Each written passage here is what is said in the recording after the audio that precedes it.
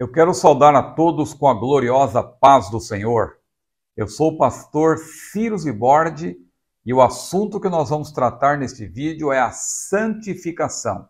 A santificação e a santidade. Aliás, você sabe qual é a diferença entre a santidade e a santificação?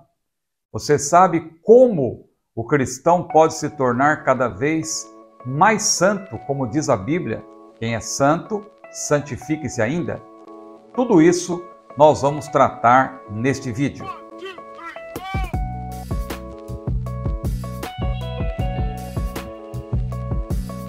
Está começando mais uma videoaula das lições bíblicas adultos da CPAD, segundo trimestre de 2024. Nós estamos tratando sobre a carreira que nos está proposta. Chegamos à lição de número 10, que tem como título Desenvolvendo a Consciência de Santidade. Você que deseja ter acesso ao roteiro que eu estou utilizando para esta aula, é só você se tornar membro do meu canal. Tornando-se membro, você que já é inscrito, evidentemente, você vai ter acesso ao acervo deste canal. O grupo de membros tem acesso a todos os roteiros, todos os esboços, todos os estudos. Quando eu falo de roteiros ou esboços, na verdade, são estudos bem detalhados, com bibliografia. Por exemplo, desta aula de hoje, você tem aqui, tá vendo? Ó, todos os detalhes que nós vamos abordar nesta videoaula. Pois bem, nós vamos então ler o texto áureo e também a verdade prática para darmos início.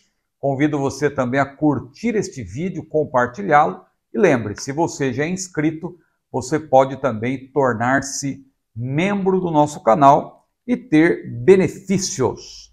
Muito bem, a lição de hoje então gira em torno da santidade, desenvolvendo uma consciência de santidade. O texto bíblico é o texto emblemático de Hebreus 12, versículo 14, segui a paz com todos e a santificação, sem a qual ninguém verá o Senhor. E a verdade prática, já que nós estamos estudando sobre a jornada, sobre a carreira rumo ao céu, já estudamos muitos pormenores sobre isso. A verdade prática é, na jornada do céu, devemos estar conscientes a respeito da necessidade de ter uma vida santa para nos encontrarmos com o Senhor. É uma necessidade, seguir a paz com todos e a santificação, sem a qual ninguém verá o Senhor. Então, a lição de hoje trata desse assunto importantíssimo, desenvolvendo a consciência, porque tudo começa com uma disposição mental. O próprio apóstolo Pedro trata disso, e nós vamos, aliás, abordar bastante aquela passagem de 1 Pedro, capítulo 1, especialmente os versículos 13 a 16, se bem que a lição de hoje ela tem uma perícope um pouco mais extensa. Ela abrange, na verdade, 1 Pedro, capítulo 1, versículos 13 até o 21, não é isso? Exatamente, 1 Pedro, capítulo 1, versículos 13 a 21. Pois bem, a santidade e a santificação. Qual é a diferença? Esta lição tem como objetivo nos conscientizar de que devemos viver em santidade, ter uma consciência de santidade. Só que a santidade é um estado necessário, inclusive, para nós continuarmos nessa jornada cristã rumo ao céu. É preciso, claro, para manter-se nesse estado de santidade, ter uma vida de santificação. Porque, como nós vamos estudar, a santificação ela abrange 3 tempos, passado, presente e futuro, e abrange também 3 aspectos. O aspecto posicional, o aspecto progressivo e o aspecto perfectivo. Tudo isso está relacionado com o estado de santidade. Ou seja, se a santidade é uma qualidade ou estado de quem é santo, a santificação é o ato ou o efeito de santificar-se. Ou seja, é um processo, uma caminhada para frente. Uma caminhada, desculpe-me da redundância, mas é o crente sempre avançar, sempre caminhar para frente, porque a vida de santidade, claro, decorre de uma santificação contínua. Então, eu creio que você entendeu a diferença. Santidade é o estado, santidade é a qualidade, é o estado de quem é santo. E a santificação é o ato ou o efeito de santificar-se, que é, na verdade, um processo. Na lição de hoje, então, dentre tantos textos bíblicos que nós vamos tomar como base, ressalta-se 1 Pedro, capítulo 1, versículos 13 a 21. Esta passagem, grosso modo, de maneira geral, essa perícope, não é? Ela ensina-nos a dedicarmos-nos a Deus, ou dedicarmos a Deus as nossas mentes. Isso está nos versículos 13 a 15. Bem como a nossa maneira de viver, versículos 16 a 21. De maneira geral é isso, mas no primeiro tópico nós vamos desdobrar em vários pontos, e você que tem o nosso roteiro, você vai ver que há vários versículos, várias referências que não dará tempo de nós abordarmos aqui nessa exposição, mas quem é membro, claro, juntando aquilo que eu estou falando com aquilo que está no roteiro, é evidente que você vai ter um melhor proveito deste assunto e você vai aprender e também apreender tudo que a Bíblia nos ensina a respeito da vida de santidade. Então, esta passagem de 1 Pedro, capítulo 1, versículos 13 a 21, nos apresenta muitos pormenores a respeito desse processo que eu mencionei, o processo da santificação. Vamos ao primeiro tópico, porque, como eu falei, eu costumo sempre fazer uma abordagem sobre o texto bíblico básico, que no caso de hoje é 1 Pedro, capítulo 1, versículos 13 a 21. Entretanto, hoje, o texto está principalmente ligado ao nosso primeiro tópico. Então, vamos já entrar no primeiro tópico, a perspectiva bíblica da santificação, cujo primeiro ponto é santificação no Antigo Testamento. Nossa ênfase vai recair mais sobre o Novo Testamento, que é o que interessa, mas não que a Bíblia, no seu Antigo Testamento, não seja importante. Claro que é. A Bíblia explica a própria Bíblia e os dois testamentos são inspirados pelo Espírito Santo. Mas, para a Igreja do Senhor, a santificação é melhor definida e exemplificada nas páginas do Novo Testamento. Entretanto, esse primeiro ponto do Antigo Testamento é muito importante, a santificação do Antigo Testamento, porque ali nós vemos o conceito de santificação derivado primeiro do verbo hebraico kadash, que significa ser consagrado, consagrar, tornar santo, que aparece lá em Gênesis capítulo 2, versículo 3, Êxodo capítulo 19 e especialmente em Levítico. Em Levítico você tem muito a ênfase para esse verbo hebraico kadash, de ser santo, separado, ou estar, ou ser separado. Mas também temos o adjetivo derivado desse verbo, que é o adjetivo kadosh. Kadosh, que é consagrado, santo, separado. Nós vemos muito isso no Antigo Testamento, santos sereis, porque eu sou santo, que Pedro até toma essa passagem para ensinar a respeito da santificação. E tem também o substantivo. Então você tem o verbo kadash, você tem o adjetivo kadosh, e você tem também no hebraico o substantivo kodesh. Kodesh, que é santidade, sacralidade, também pode ser santuário. Então, todos esses termos referem-se, na verdade, ao ato de consagrar, santificar, dedicar, separar para um fim definido. Mais precisamente, então, santificação no Antigo Testamento denota consagração, dedicação para a posse ou uso do Senhor. Ou seja, para ter-se uma vida de santidade, é preciso, obviamente, santificar-se. E nós percebemos nas páginas do Antigo Testamento que a santificação tem dois lados. Veja que no livro do profeta Ezequiel tem aquela ênfase de que Deus diz: eu te purifiquei, mas tu não te purificaste. Ou seja, Deus é santo e Deus santifica, mas o crente também precisa fazer a sua parte santificando-se. E é isso que nós vamos aprender, sobretudo no Novo Testamento. Temos então o segundo ponto, a santificação no Novo Testamento, do verbo hagiazo, santificar, tornar santo, tem o sentido de separar algo ou alguém das coisas profanas, consagrar. Você deve se lembrar daquela oração sumo sacerdotal do Senhor Jesus, quando ele, lá em João capítulo 17, ele orando por seus discípulos e também por nós, por extensão, ele orando ao Pai disse: Pai, santifica-os na verdade, a tua palavra é a verdade. Jesus valeu-se ali do verbo hagiazo, que é, na verdade, santificar, tornar santo. Já o substantivo é hagiasmos, que denota também, como no Antigo Testamento, consagração ou purificação. Esse substantivo aparece, por exemplo, em Hebreus 12, 14. Segui a paz com todos e a santificação, hagiasmos, sem a qual ninguém verá o Senhor. Tem também o adjetivo hagios, que é santo, que aparece, por exemplo, no nome do Espírito Santo, né? O Espírito Santo. Então você tem aí o adjetivo hagios para falar do Paráclito.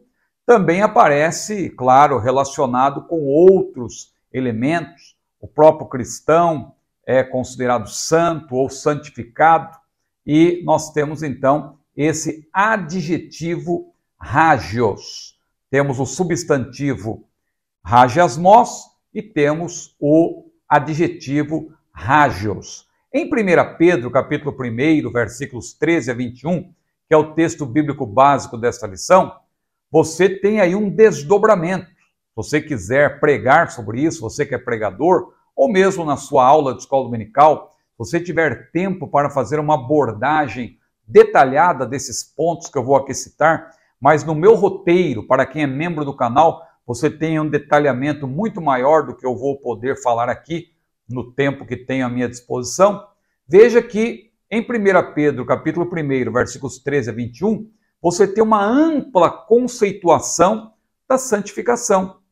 Primeiro, versículo 13, a santificação começa com uma disposição mental, porque Pedro disse, cingindo os lombos do vosso entendimento, sede sóbrios. Quer dizer que o entendimento tem lombos? Como assim? Claro que Pedro está se valendo de uma metáfora. Ele está falando do cinto, a importância do cinto para a roupa, para segurar a roupa, ou também na armadura do soldado, para segurar as armas. O cinto precisava estar bem afivelado. Não é por acaso que Paulo comparou o cinto à verdade, cingindo os nossos lombos com a verdade, porque a verdade não pode ser relativizada. A verdade tem que estar bem fixada, bem afivelada, não é? Valendo-me aí da ilustração ou da metáfora do cinto. Pedro, por sua vez, ele utiliza essa metáfora para falar de uma mente pura, firmada em Deus, segura, uma mente que guarda os mandamentos e promessas da palavra. Stanley Horton, por exemplo, eu cito no meu roteiro, ele diz o seguinte, nesse livro aqui que eu estou até recomendando, não é? Da CPAD, andou aí um tempo esgotado, mas agora a CPAD voltou a distribuí-lo. 1 e 2 Pedro, a razão da nossa esperança, do grande teólogo assembleiano Stanley Horton, de saudosa memória. Ele diz nesse livro o seguinte, ao comentar 1 Pedro, capítulo 1, versículo 13, cingir os lombos da mente significa fazer o que for preciso para estar preparado para desenvolver pensamentos sérios e executar propósitos também sérios. Significa estar sóbrio, autocontrolado, alerta, dirigindo a esperança com base na graça que nos será dada quando da revelação de Cristo Jesus. Então, importantes palavras de Stanley Horton. Um segundo ponto, no versículo 14, parte A, a santificação implica obedecer a Deus. Observe estas palavras de Pedro, como filhos obedientes. Fomos justificados pela fé, mediante a graça de Deus, mas também por causa da obediência do Senhor Jesus. Você já parou para pensar sobre isso? Fomos salvos pela graça do Senhor Jesus, mas fomos salvos também por causa da sua obediência. Porque o autor de Hebreus diz que ele, sendo filho, aprendeu a obediência por aquilo que padeceu. E sendo ele consumado, veio a ser a causa de eterna salvação para todos que lhe obedecem. Paulo fala disso também em Romanos capítulo 5. Então a obediência de Jesus serve de exemplo para nós, porque para sermos santos, para termos uma vida de santidade, também precisamos ser obedientes ao Senhor. Ter uma vida santa significa andar como ele andou, como disse o apóstolo João. Todo aquele que diz que está nele, também deve andar como ele andou. 1 João capítulo 2, versículo 6. Um terceiro ponto importante, a santificação implica renúncia. Vemos isso no versículo 14. Por quê? Pedro diz o quê? Ele explica, não vos conformando com as concupiscências que antes havia em vossa ignorância. O crente não pode se conformar, ele tem que renunciar aquilo que ele já deixou para trás e que tenta voltar, tenta vir à tona, o crente renuncia. Aliás, Jesus, que não obriga ninguém a segui-lo, ele mesmo disse, se alguém quer vir após mim, negue-se ou renuncie-se a si mesmo, tome cada dia a sua cruz e siga-me. Agora, preste bem atenção, renunciar não é necessariamente abandonar, tem a ver com prioridade. Nos evangelhos, por exemplo, o mestre fez menção de um rapaz, o conhecido mancebo de qualidade, usando aí uma linguagem do português arcaico, não é? Mancebo de qualidade, como diz na versão corrigida. No título, na verdade, né, ali que aparece o mancebo de qualidade, ou o jovem rico, simplesmente, nós vemos que ele não pôde seguir Jesus, por quê? Porque ele não foi capaz de renunciar todas as suas riquezas. Você vê isso lá em Lucas capítulo 19, versículos 16 a 22. Um quarto item importante, abrangendo os versículos 15 a 17, dessa perícope, 1 Pedro, capítulo 1, 13 a 21. Os versículos 15 a 17 nos ensinam que a santificação tem como modelo de conduta o próprio Deus. Observe esse ensinamento de Pedro. Como é santo aquele que vos chamou, sede vós também santos.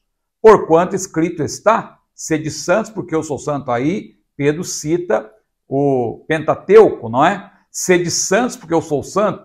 E se invocais por Pai aquele que, sem acepção de pessoas, julga segundo a obra de cada um, andai em temor durante o tempo da vossa peregrinação. Veja como Pedro está tratando também da nossa peregrinação, da nossa caminhada, da nossa jornada, assim como o cristão lá no livro O Peregrino, de John Bunyan.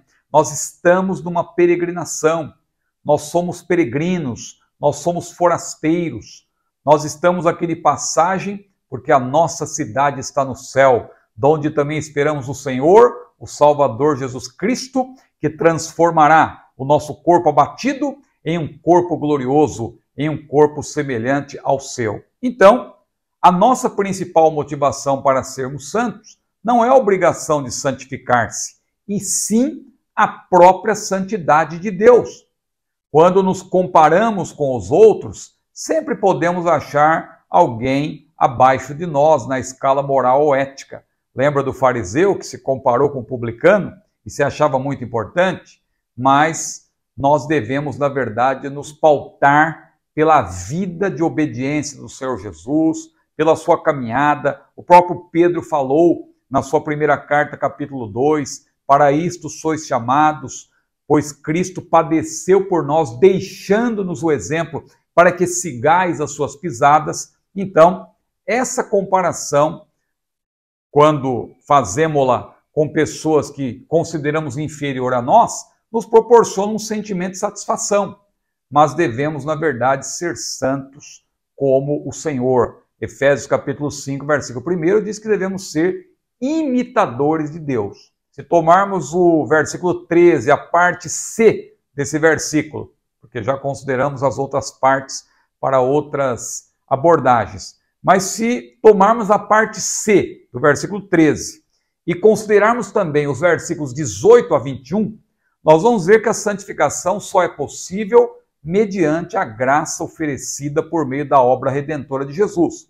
Veja, na parte C do versículo 13, Pedro disse: esperai inteiramente na graça que se vos ofereceu na revelação de Jesus Cristo, ou seja, quando ele se encarnou, quando ele se fez homem, a sua graça se nos ofereceu.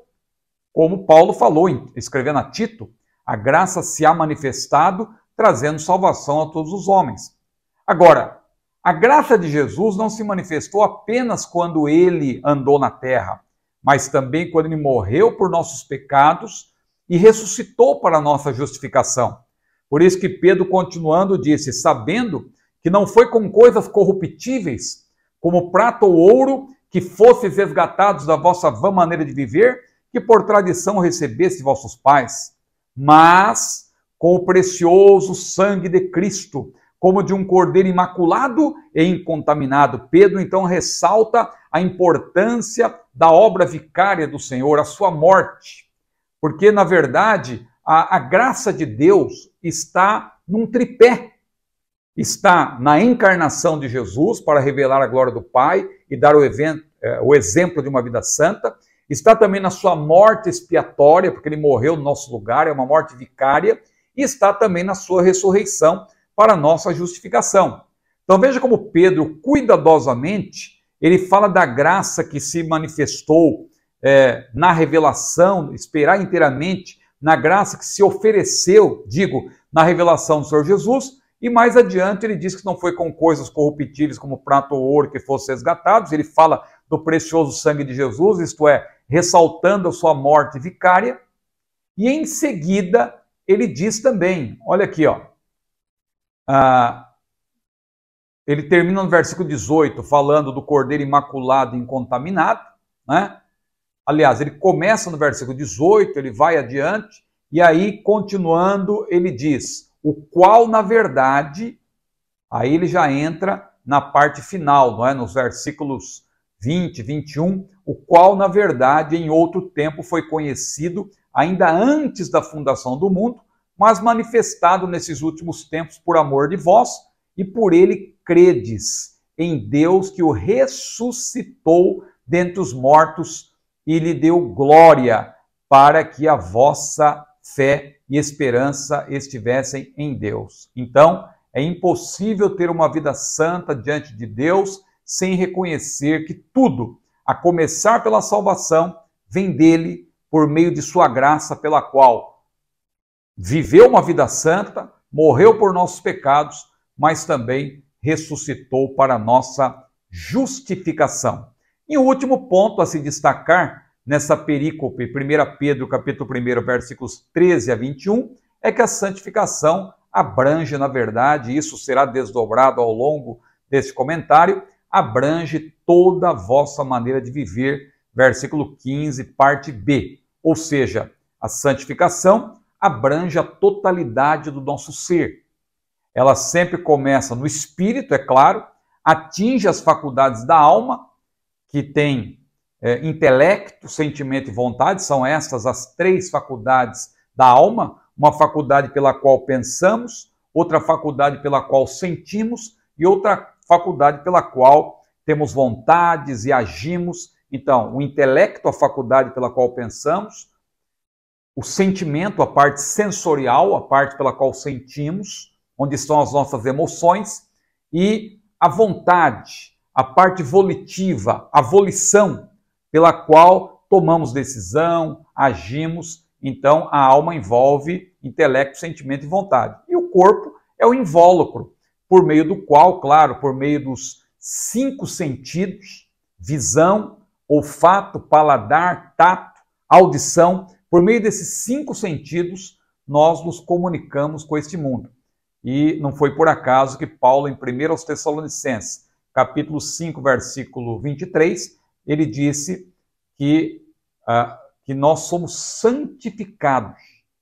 Todo o vosso espírito e alma, nós temos que nos santificar em tudo. E é o Espírito que nos santifica a partir do nosso interior. A verdadeira santificação começa do lado de dentro.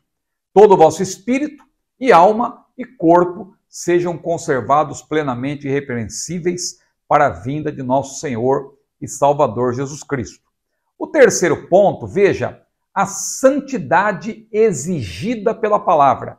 Paradoxalmente, como nós falamos, a santidade é um estado, uma posição, mas não é estática. Nós precisamos desenvolver a nossa santificação mediante, a nossa santidade, perdão, nós temos que desenvolver a nossa santidade mediante a santificação. Então veja que a máxima, uma vez salvo, salvo para sempre, também não vale para a santificação. Uma vez santo, não é santo para sempre. Santifique-se ainda mais. Se a regeneração é um ato único, completo em si mesmo, a conversão, como início da nossa vida de santidade, é o começo de um processo. Então você vê aí a diferença entre a regeneração operada pelo Senhor no momento em que nós cremos e nos arrependemos, a diferença entre a regeneração e a conversão. Porque a conversão abarca aí não somente a santificação, mas a própria justificação. Claro que a salvação plena, na verdade, ela abarca essas três bênçãos: regeneração, justificação e santificação. Elas, claro, estão interligadas e são inseparáveis, porque é uma obra de Deus instantânea na nossa vida.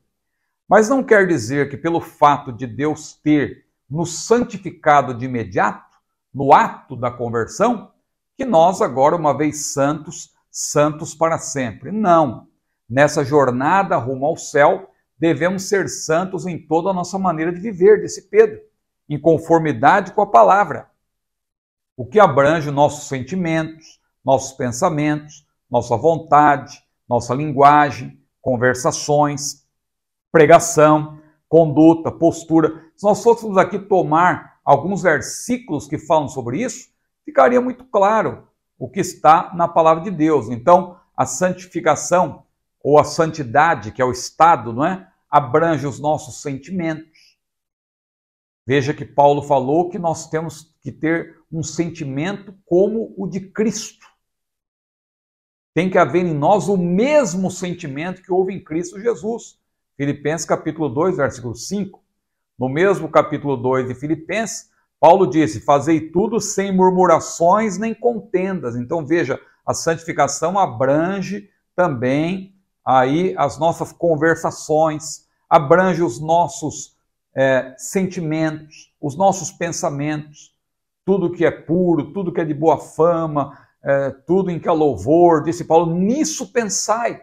Filipenses capítulo 4, versículo 8, também abrange a vontade. 1 aos Tessalonicenses capítulo 4, versículo 3, abrange a linguagem. Tito capítulo 2, versículo 8, a linguagem sã e irrepreensível. Abrange também a nossa maneira de pregar. Aliás, tem muito pregador que precisa aí se santificar melhor para não dizer certos impropérios, certas palavras que não cabe numa pregação. Aliás, não cabe nem nas conversações que devem ser santas, nem numa conversa particular. Agora imagine você falar em público. Agora, Paulo, em 1 Coríntios capítulo 2, ele foi muito claro, quando eu fui ter convosco, anunciando-vos anunciando a palavra de Deus, quando ele foi pregar o evangelho, ele disse, eu não fui com sublimidade de palavras, nada me propus falar entre vós, senão a Cristo e este crucificado. Então, irmãos, a santificação ou a santidade, que é o estado mais decorrente de uma vida de santificação, abrange tudo isso que eu falei. Bons pensamentos, bons sentimentos, boas vontades, boas conversações, boas pregações e assim por diante. Vamos avançando aqui agora para o segundo tópico, a santificação e seus estágios. Olha como é importante esse assunto. O primeiro tópico aqui, irmãos, eu fiz até uma grande explicação no roteiro, que eu não vou aqui poder explicar em pormenores, mas eu vou estimular e incentivar você a tornar-se membro do meu canal, porque nesse primeiro ponto aqui, ó, a realidade da santificação, tendo em vista que a santificação é um ato, o de separar-se do que é pecaminoso, um estado, o de ser santo em toda maneira de viver, isto é, a santidade, e um processo, como eu falei, o qual começa no momento da regeneração e da justificação, podemos entender perfeitamente a realidade dessa doutrina e aqui explicar exatamente em que consiste a santificação, apresentando também o outro lado da moeda. Eu gosto de apresentar muitas vezes o lado negativo para valorizar ainda mais o lado positivo. Então eu coloquei no roteiro, por exemplo, o que não faz parte dessa realidade da santificação, ou o que não é a santificação. Então veja, eu coloquei no roteiro, ser santo não é ser extremista, porque tem pessoas que pensam que a pessoa santa ela tem que ser extremista e tal. Não, eu sou conservador. Irmãos, todos nós devemos ser conservadores do ponto de vista bíblico. Mas o que é conservador, conserva o que é bom.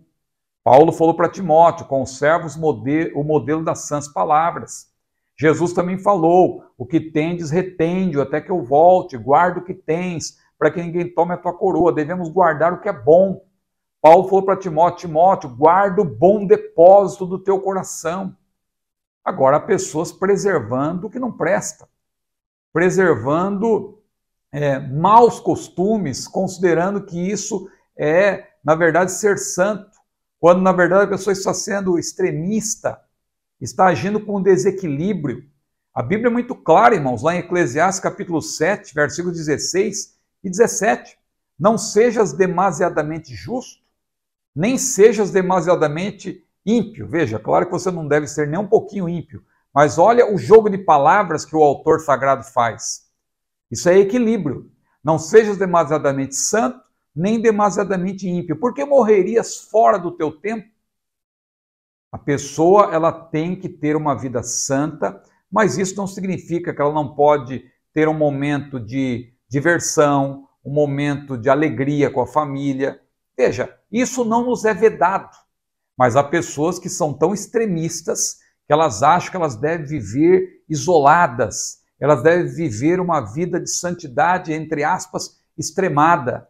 Pedro diz que o crente deve ser sóbrio, e não fanático ou extremista ou legalista. Há muitos que são legalistas. O legalista é aquele que inventa regras que não estão nem na própria palavra de Deus. E Paulo falou disso quando ele disse, olha, não toques, não proves, não manuseis, as quais coisas todas perecem pelo uso. Há coisas que perecem pelo uso. A pessoa quer impor regras. Houve um tempo, por exemplo, na nossa igreja, que não se podia, lá no passado, eu não sou tão velho, mas eu converso muito com as pessoas do passado, e houve um tempo em que não se podia usar, por exemplo, desodorante. Não, nós já temos o perfume de Cristo. Imagina, a pessoa levanta a mão para dar um glória a Deus, o outro do lado quase desmaia. Não podia ouvir o rádio, porque o rádio é a caixa do diabo. Veja, hoje nós usamos rádio, internet e a televisão. Tudo isso está à nossa disposição para nós propagarmos o Evangelho. Então tenhamos cuidado, irmãos, com esse tipo de extremismo. Ser santo não é ser extremista. Ser santo, eu coloquei no meu roteiro também, que não é viver isolado. Pessoas que pensam, não, agora eu sou santo, eu não posso nem me aproximar das pessoas. Eu me lembro uma vez, uma irmã me falou, olha, eu quando me santifico, eu entro no ônibus, eu tenho que ficar até num lugar à parte, porque as pessoas não suportam nem chegar perto de mim, de tão santa que eu estou. Cuidado, meu irmão, não é este o caminho. Jesus é o exemplo para nós, ele vivia no meio dos pecadores. A pessoa mais santa que andou na terra era inclusive acusada, né? Jesus era acusado de comer com pecadores, de viver entre eles. Então veja, a igreja como sal da terra e luz do mundo não deve se isolar da sociedade, mas influenciá-la. Jesus falou, vós sois a luz do mundo, o sal da terra. Veja, ser santo não é sacrificar-se de modo exagerado. Não, eu vou fazer um jejum aqui de 40 dias, porque eu quero ser santo. Tem gente hoje em dia até incentivando o crente a fazer esse tipo de coisa. Ah, mas Jesus não jejuou 40 dias? Moisés, Elias não fizeram isso? Sim, são exemplos, mas não é pelo tempo, não é pela duração do jejum que você vai demonstrar que é mais santo. Tem pessoas, inclusive, que fazem jejuns longos assim, para depois se exibir, para depois escrever até um livro dizendo, olha, eu jejuei 40 dias, para querer mostrar, ostentar. Não, meu irmão, o jejum é para a sua consagração. Você jejuar 1 hora, mas nesta 1 hora você de fato se consagrar a Deus, maravilha. Você jejuar meio-dia, que maravilha, se você se consagrar a Deus. Agora, o que adianta você passar fome em jejum se você não está se consagrando? Imagina a pessoa que diz que está em jejum e fica assistindo um jogo de futebol, fica assistindo um filme de terror. Está fazendo o quê? Está passando fome. Uma pessoa que diz que está em jejum, está jogando futebol, está se divertindo, está jogando boliche com a família e tal. Ah, irmão, se o irmão é contra o crente se divertir? Não, eu estou dizendo que se a pessoa está em jejum, ela tem que se consagrar a Deus. Então tenhamos cuidado. Mas eu estava citando, na verdade, o outro exemplo, pessoas que se sacrificam. A pessoa faz um sacrifício e, ao final, é um sacrifício de tolo, porque a Bíblia mesmo diz que Deus quer o coração quebrantado.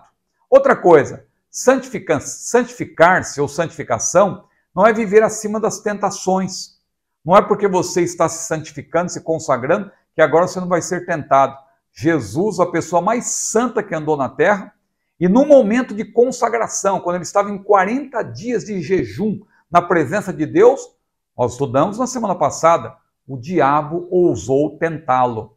Então, o jejum, oração não vai proteger você de ser tentado. Agora, lembre-se do hino, tentado não cedas. Ceder é pecar. Jesus em tudo foi tentado, mas sem pecado, diz a Bíblia. Se você ainda tem dúvidas sobre isso, assista aí a videoaula da semana passada. Aliás, depois eu fiz até um corte só sobre a tentação de Jesus, porque tem muitas coisas que dificultam aí algumas pessoas de compreenderem esse assunto. Será que Jesus foi transportado mesmo? Aí teve um pregador aí, adventista, que até exagerou, falou que o diabo pegou Jesus no colo e Jesus estava tão fraco que não suportou ali. Não, a Bíblia diz simplesmente que Jesus foi transportado. Deus permitiu. O verbo ali no grego é paralambano, né? Um verbo que realmente diz respeito a sair de um lugar e ir para outro. Então, eu creio no que está escrito, que Jesus de fato foi ao pináculo do templo, porque não teria sentido o diabo tentá-lo a pular dali, se não houvesse ali de fato o perigo real. E ele cita os Salmos, e Jesus, no momento ali, não disse, olha, como ousas dizer isso? Isso é uma simples ilusão. Eu acredito que de fato o Senhor permitiu ali que o diabo tivesse transportado o Senhor até aquela parte mais alta do templo. Mas o Senhor Jesus venceu Satanás. Mesmo estando em jejum, o diabo tentou Jesus. Então, quando o crente se santifica, não significa que ele vive acima das tentações.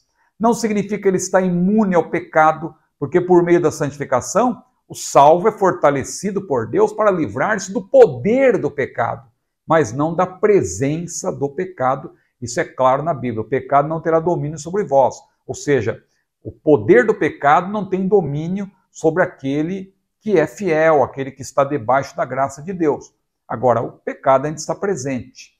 Então nós temos que ter cuidado com essa nossa natureza pecaminosa. Ser santo não é também ter apenas uma vida de aparência. Não é ter apenas, porque a vida de aparência é importante, sim. E a vida de santidade é o lado visível da nossa salvação. Então, é importante ter aparência. Agora, para o cristão, a conduta e a postura, elas andam juntas. Há muitos versículos que eu coloquei aí no meu roteiro, inclusive eu cito os puritanos, aquele grupo presbiteriano do século XVII, mas que se notabilizou pela sua vida de consagração a Deus e também pela aparência. Veja que eu citei aí que os puritanos foram assim chamados por seus adversários porque procuravam e aparentavam ser puros. Eu faço até uma citação desse livro aqui, que eu estou recomendando, que é muito bom, Santos no Mundo. é a história dos puritanos. Vale muito a pena você ler este livro, cujo autor diz: para eles, isto é, para os puritanos, não havia disjunção entre o sagrado e o secular. Toda a criação, até onde conheciam, era sagrada, e todas as atividades de qualquer tipo deviam ser santificadas, ou seja, feitas para a glória de Deus. Então, mesmo os nossos divertimentos, claro que não nos é vedado se divertir, nós podemos nos divertir, mas sem perder a nossa consciência de que nós somos salvos. Não é como a famigerada despedida de solteiro, né? Que a pessoa diz: não, agora eu vou aproveitar, eu vou fazer o que eu quiser, porque é uma despedida. Isso não vale para o crente. O crente não pode pedir licença para Deus. Olha Deus, eu vou deixar de ser santo agora por 1 hora para eu poder pecar à vontade e depois eu volto a ser crente. É como acontece também no carnaval, não é? Para que existe a quarta-feira de cinzas? Porque as pessoas que pecam à vontade depois voltam para querer pedir perdão, para se arrepender e tal. Não. A Bíblia diz que nós não devemos ter uma vida de pecado. Então, qual é a realidade da santificação? Se a santificação não é legalismo, como eu citei, ou seja, a salvação por meio da guarda da lei, nem antinomianismo, ou seja, a ausência de regras, qual é a sua realidade? Trata-se da separação de e para. Quando você fala de santificação, o verbo no grego aí fala de uma separação de e para, ou seja, é uma separação do pecado para Deus. O crente dá as costas para o mundo e se volta para Deus. Chegai-vos a Deus e ele se chegará a vós. Quando você se chega a Deus, você vira de costas para o mundo. Agora, você está de frente para o mundo, obrigatoriamente você está de costas para Deus, porque não há meio termo. A santificação tem esses dois lados que eu já mencionei, o lado divino e o lado humano. Deus te santifica. Eu citei aquele exemplo, o versículo de Ezequiel 24, versículo 13, quando Deus falou: eu te santifiquei e tu não te santificaste. Então o servo de Deus deve se separar do mundo a cada dia, a fim de tornar-se dia após dia semelhante ao Senhor. E isso implica separar-se dos prazeres mundanos ilícitos. Foge dos desejos da mocidade, disse Paulo. Claro, dos maus desejos, porque há bons desejos também que nós devemos prezar. Agora, os prazeres mundanos ilícitos. Lembra de Moisés? Sendo já grande, diz a Bíblia, recusou ser chamado filho da filha de Faraó, escolhendo antes ser maltratado com o povo de Deus do que por um pouco de tempo ter o gozo do pecado. Então ele se separou ali de alianças mundanas, de prazeres mundanos, e para ter uma comunhão com Deus. Então nós devemos nos separar também de companheiros mundanos, muitas vezes escarnecedores, pessoas que zombam da nossa fé. Lembra de Isaías? No ano em que morreu o rei Uzias, eu vi o Senhor assentado sobre um alto e sublime trono, diz ele lá em Isaías capítulo 6. E os serafins estavam acima dele, e cada um daqueles seres angelicais tinha 6 asas, com 2 cobriu seus rostos, com 2 cobriu seus pés, e com 2 voavam, e clamavam uns para os outros: Santo, Santo, Santo é o Senhor dos exércitos, toda a terra está cheia da sua glória.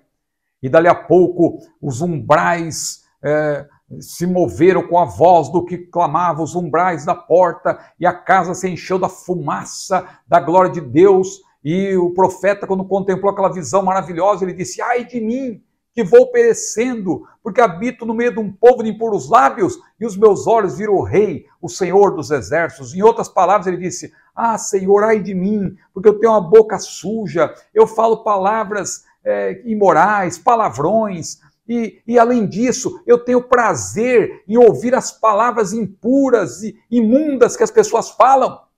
Mas naquele momento, um daqueles seres angelicais voou na direção do profeta. Ele disse: Isaías, e tocou os lábios dele, diz a Bíblia, com a brasa viva que tirara do altar com uma tenaz. Ele disse: Isaías, a tua iniquidade foi tirada, o teu pecado foi purificado. E ele começou a ouvir agora a voz da Trindade Celestial, que dizia, a conversa da Trindade Celestial: a quem enviarei e quem há de ir por nós? Isaías, já purificado, disse: eis-me aqui, Senhor, envia-me a mim. Ele entendeu que ele tinha que se separar também de companheiros mundanos. Bom, o segundo ponto, 3 estágios da santificação.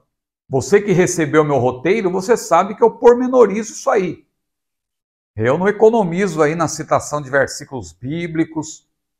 É, modéstia à parte, uma boa exposição dessa doutrina da santificação que tem esses 3 estágios. Ou seja, ela abarca 3 tempos e abarca 3 aspectos. E os tempos estão relacionados a esses aspectos. Por exemplo, com respeito ao passado, a santificação ela é posicional. Por quê? Porque nós estamos em Cristo. Nós fomos santificados por Ele e nele. Fomos crucificados com Cristo. Nós morremos para o pecado e agora vivemos para Deus. Nós ressuscitamos com Cristo. Então nós estamos santificados de maneira posicional. O crente é santo. É por isso que a Bíblia chama o crente de santo. Não tem problema nenhum o crente ser chamado de santo. A Bíblia chama o crente de santo. Nós evitamos muitas vezes esse tipo de adjetivo, mas biblicamente o crente é santo, porque ele foi santificado. É a santificação posicional no passado. Agora preste atenção nos 3 P's, né? Posicional, progressivo, perfectivo. 3 P's. E também você poderia usar até os 3 P's com respeito ao tempo. Passado, presente e porvir, que o porvir é sinônimo de futuro. Então os 3 P's funcionam tanto para os tempos como para os aspectos. Mas retomando, no passado, a nossa santificação ela é posicional. E no presente, qual é o aspecto? Ela é progressiva. A cada dia o crente tem que ser mais santo. A vida de santificação é como subir uma escada que não tem o último degrau. Você sobe um degrau hoje, Deus olha para você e diz, tá bom, meu filho, mas ela não está ótimo. Clama a mim que eu vou te responder. Eu vou te anunciar coisas grandes e firmes que não sabes. A vereda do justo é como a luz da aurora, que vai brilhando, cada dia mais, até ser dia perfeito. De vós, ó amados, esperamos coisas melhores e coisas que acompanham a salvação. E Jesus também disse, aquele que é sujo, suje-se ainda. Mas graças a Deus que a igreja quer se santificar. E por isso Jesus disse, aquele que é santo, seja santificado ainda. Glória a Deus, porque no presente, a nossa santificação ela é progressiva. A cada dia eu sou mais santo. Já viu que tem crente que quando ele olha para trás, ele fala, meu Deus, a minha vida piorou. Eu era mais crente do que eu sou hoje. Não, meu irmão. O crente tem que ser como Caleb. Os anos passaram e Caleb disse, olha, há 40 anos eu estava daquela maneira, como eu falei, e hoje eu continuo com o mesmo vigor, eu quero continuar conquistando. Por quê? Ele continuava santo na presença de Deus, cada vez mais santo. A vereda do justo é como a luz da aurora que brilha mais e mais. E no futuro, qual é o aspecto da nossa santificação? No porvir, lembre-se dos 3 P's, passado, presente e porvir. São os tempos. E os aspectos? No passado é posicional a nossa santificação. Fomos santificados de maneira instantânea, no momento da nossa regeneração. E no presente? O crente não pode se acomodar, ele tem que continuar se santificando, a cada dia mais santo, buscando a Deus. Porque nós fomos salvos pela graça para as boas obras. Efésios 2, 8 a 10. Pela graça sois salvos por meio da fé, isso não vem de vós, é dom de Deus, não vem das obras para que ninguém se glorie, porque somos feitura sua, criados em Cristo Jesus para as boas obras, as quais Deus preparou para que andássemos nelas. Então o crente está andando em novidade de vida, está andando em boas obras, então ele está cumprindo aí o papel na sua santificação no presente, que é progressiva. E no futuro, no porvir, ela é perfectiva. Porque no futuro, quando Cristo vier buscar a sua igreja, o pecado não estará mais presente. Aquilo que é corruptível se revestirá da incorruptibilidade. Aquilo que é mortal, diz a Bíblia, se revestirá da imortalidade. A morte será definitivamente vencida. Nós não estaremos mais sujeitos aos efeitos deletérios do pecado e nós, portanto, teremos uma vida de santificação e plena, não é? E perfectiva. É uma santificação que se menciona em vários textos bíblicos que eu coloquei no roteiro. Filipenses capítulo 3, a nossa cidade está nos céus, onde também esperamos o Senhor, o Salvador Jesus Cristo, que transformará o nosso corpo abatido, o nosso corpo de humilhação, em um corpo glorioso. Também, segundo aos Coríntios 5, também 1 João 3, nós veremos o Senhor como Ele é e seremos como Ele é. Tantas outras passagens que eu citei, 1 Coríntios 15, Romanos 8 e 18, que também fala da nossa santificação. As aflições desse tempo presente não são santificação no sentido de glorificação. Veja, a santificação perfectiva é sinônimo de glorificação. Então, por isso que Paulo falou, as aflições desse tempo presente não são para comparar com a glória que em nós há de ser revelada. Veja o autor de Hebreus, Hebreus capítulo 9, versículo 28. O Senhor Jesus veio a primeira vez e também aparecerá a segunda vez sem pecado para aqueles que o esperam para a salvação. Salvação aí, claro, no sentido de glorificação. Paulo também em Romanos, capítulo 13, ali ele fala também que nós estamos mais próximos da nossa glorificação do que quando estamos próximos da nossa salvação do que quando aceitamos a fé. Ele está falando ali também da glorificação. Muito bem, então 3 aspectos. Vamos ver se você gravou 3 estágios, né? Que também são chamados aqui pelo autor. No passado, o aspecto ou estágio qual é? O estágio que é a santificação posicional. No presente, os 3 P's, veja, passado, posicional, presente, progressivo, o aspecto progressivo. No porvir, o aspecto qual é? Perfectivo, porque nós seremos ali glorificados e o pecado estará ausente. O terceiro ponto desse segundo tópico é o alvo da santificação, que na verdade é só uma conclusão para esse tópico. Então sabemos que a igreja será glorificada por ocasião do arrebatamento da igreja e o pecado não mais estará presente em nosso corpo transformado. À luz do ponto anterior que eu acabei de citar, o alvo da santificação é o aperfeiçoamento do crente até aquele grande dia. Então o Senhor nos aperfeiçoará. Aquele que começou a boa obra nos aperfeiçoará até o dia de Jesus Cristo, diz a Bíblia. Quem é santo seja santificado ainda, que eu citei, a escada que não tem o último degrau, a escada da santificação e tantos versículos aqui já citados. O terceiro e último tópico, o julgamento do Deus Santo, porque aqui é importante observar que Deus é santo, Deus é justo. Se você tiver uma vida de santificação, claro, você vai ser abençoado. Agora, se você se rebelar contra o Deus Santo, o que vai acontecer? Por que o autor de Hebreus, é um texto que está até no corpo do nosso roteiro aí, Hebreus 3, 12 a 13, 12 e 13, o que o autor de Hebreus disse? Enquanto se diz hoje, nós temos que exortarmos-nos uns aos outros. Vede, irmãos, veja como ele se dirige aos irmãos. Tem irmãos aí que tentam suavizar esse texto, dizer que Paulo está falando só para os cristãos judeus. Não, isso é um texto para toda a igreja, para toda a cristandade. Os destinatários originais são os hebreus, cristãos hebreus. Mas, claro que aplica, assim como o que Paulo escreveu aos Coríntios, os coríntios são os destinatários originais. O que Paulo escreveu aos Efésios, assim por diante. O que o autor de Hebreus escreveu aos Hebreus, é evidente que os destinatários originais são os hebreus, cristãos hebreus. Mas aquilo se aplica a toda a igreja. Então, olha o que o autor de Hebreus disse. Vede, irmãos, que nunca haja em qualquer de vós um coração mau e infiel para se apartar do Deus vivo, antes exortai-vos uns aos outros durante o tempo que se chama hoje, para que nenhum de vós se endureça pelo engano do pecado.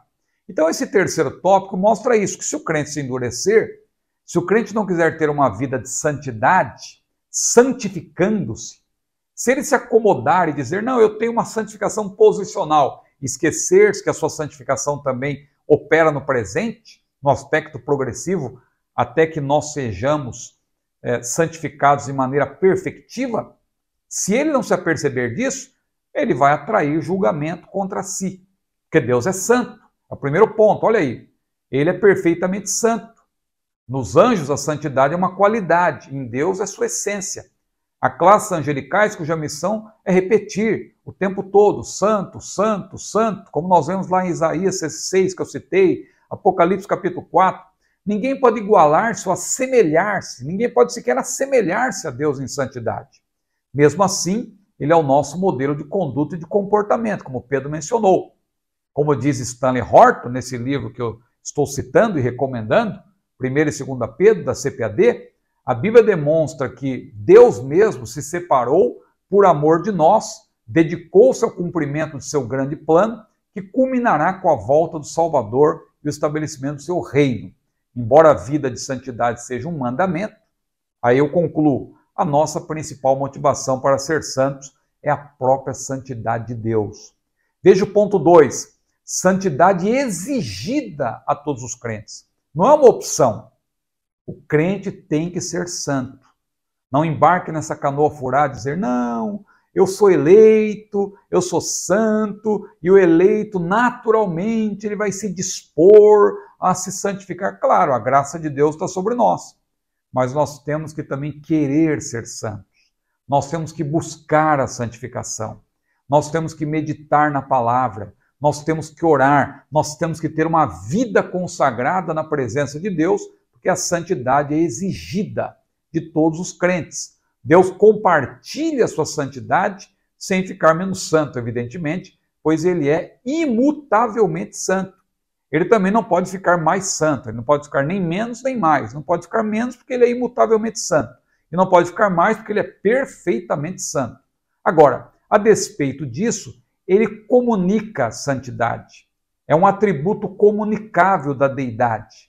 Pedro falou desses atributos comunicáveis da deidade quando ele diz que nós somos participantes da natureza divina. Em que sentido nós somos participantes da natureza divina? Quer dizer que eu posso ser um pequeno Deus andando na terra? Não. Eu jamais vou ser onipresente, eu jamais serei onisciente, onipotente, jamais eu terei o atributo da imutabilidade. Mas Deus tem atributos que ele comunica. Por exemplo, ele é amor, ele comunica seu amor, ele é bom, ele comunica bondade. E ele é santo, ele comunica a santidade.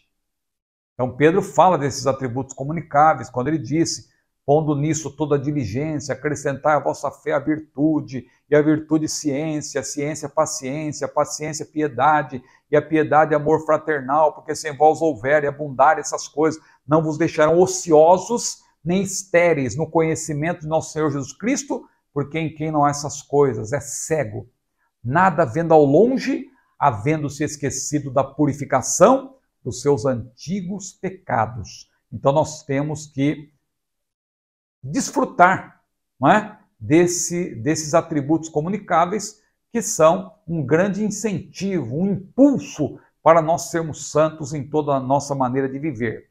E o terceiro e último ponto, santidade e justiça de Deus. Deus é santo e Deus é justo. Exige-se dos salvos, claro, a santidade, mas a principal motivação para nos santificarmos é o fato de o Deus santo e justo partilhar conosco esses seus atributos, como eu mencionei. Então, na medida em que exercitamos a piedade, que é estar de frente para Deus, Paulo falou, exercita-te em piedade. Exercita-te em piedade. Exercitar-se em piedade é estar de frente para Deus. Então, quando nós fazemos isso, claro, nós somos santos. Nós nos santificamos, nós temos uma vida de santidade. Não existe crente santo ou justo de nascimento. Nós somos chamados assim porque Deus, mediante a obra redentora do Senhor Jesus, nos santificou e nos justificou. Sendo, pois, justificados pela fé, disse Paulo, temos paz com Deus. Ele nos justificou no momento da regeneração. Repetindo o que eu disse no início, de modo simultâneo e instantâneo, no momento da nossa conversão, no momento, se bem que a conversão ela é progressiva, mas houve um momento inicial, no momento inicial da nossa conversão, quando nós cremos, quando nós nos arrependemos, Deus nos concedeu 3 bênçãos de maneira instantânea. A regeneração, a justificação e a santificação.